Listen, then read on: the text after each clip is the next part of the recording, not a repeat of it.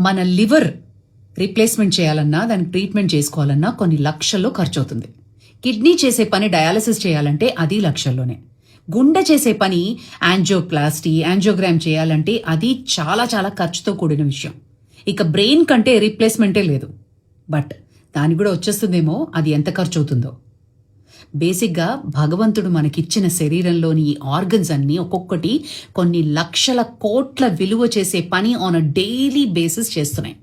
యుద్ధంలాగా soldiers నిలబడి అసలు మనకి ఏది రాకుండా కాపాడుతున్నాయి.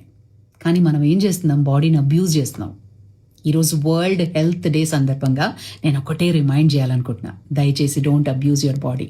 అండ్ ఆరోగ్యంగా ఉండటం మన బాధ్యత, మన హక్కు. And we have to take care of our body. And ఎలా చేయాలి, ఏం చేయాలి, ఎవరికో ఏదో వర్కౌట్ అయింది అని నువ్వు చేయకు. నీకేది వర్కౌట్ అవుతుందో నీ మైండ్ సెట్కి, నీ లైఫ్ స్టైల్కి అది చూస్ చేసుకో. But do something, eat right. భగవద్గీతలో చెప్పినట్టు ఎవరైతే బ్యాలెన్స్డ్గా ఉంటారో, నిద్ర, భోజనం, లైఫ్ స్టైల్, వాళ్ళే ఆరోగ్యవంతులు. Live your life and take care of your health. Happy world health day.